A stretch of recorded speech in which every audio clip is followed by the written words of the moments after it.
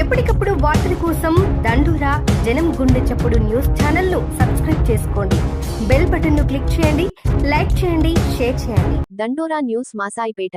తన అల్లుడు రమేష్ తన పేరున దొంగ కాగితం సృష్టించి తమ ఉమ్మడి ఆస్తిలో భాగమైన ప్లాటును మరొకరికి విక్రయించడం నేరమంటూ ఆరోపిస్తున్న చిట్యాల ఎల్లయ్య అల్లుడు రమేష్ పై చర్యలు తీసుకోవాలంటూ డిమాండ్.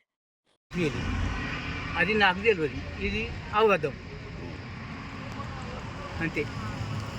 రమేష్ అది అబద్ధం, నేను రాసి ఇచ్చింది అబద్ధం. అది నేను రాసేది మీ అల్లునికి కట్నం కింద రాసిచ్చిన అదే అబద్ధం మాట.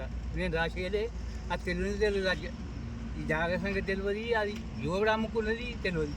మీ అల్లు వాళ్ళ పేరు రమేష్. ఏడుంటాడు?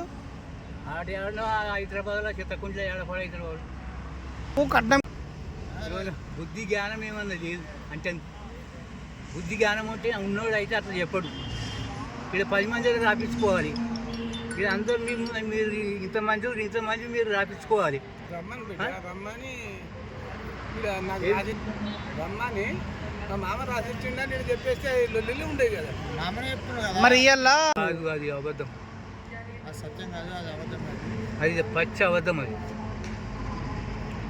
అది నాకేం భయమా?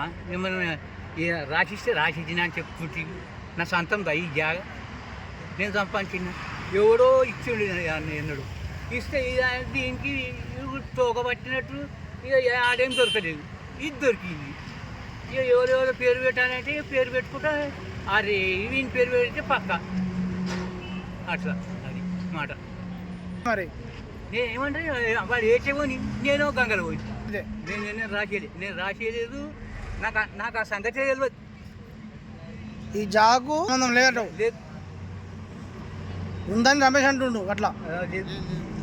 అబద్ధం, అది అన్ని అబద్ధాలు.